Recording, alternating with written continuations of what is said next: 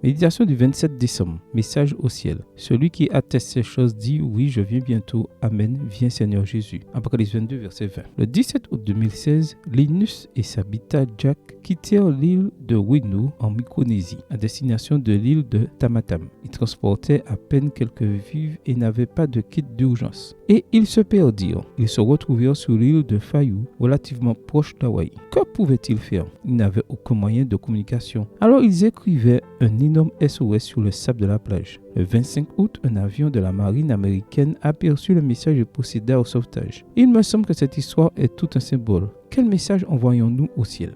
Un exemple de ces messages sur les lignes de Nazca au Pérou, tu peux seulement à une hauteur considérable voir des images de singes, d'araignées, d'oiseaux, de fleurs et d'une étrange figure connue sous le nom de l'astronaute. Pourquoi ces figures ont-elles été représentées? Mary Rich, une étudiante notable du sujet, a soutenu qu'il s'agissait de calendriers astronomiques. Par exemple, il y a un oiseau géant dont le bec indique l'endroit exact où le soleil se lève au solstice d'hiver. Tony Morrison dit qu'il s'agissait de temples à ciel ouvert, étaient des chemins. Quoi qu'il en soit, il voulait envoyer un message au ciel qui parlait de leur identité. Aujourd'hui, grâce à Google Maps, on peut contempler d'autres messages qui parlent d'autres identités. Si tu cherches Tacna, également au Pérou, à côté de la caserne militaire Gregorio Albarracín, tu verras des symboles et des signes militaires. À Ciudad Juárez, au Mexique, tu peux voir un énorme cheval sur une montagne, symbole de la passion de ses habitants pour les équidés. Les Palm Islands, à Dubaï, sont 3 gigantesques îles artificielles qui en disent long sur le luxe et la richesse des lieux. Survoler la ville de La Plata,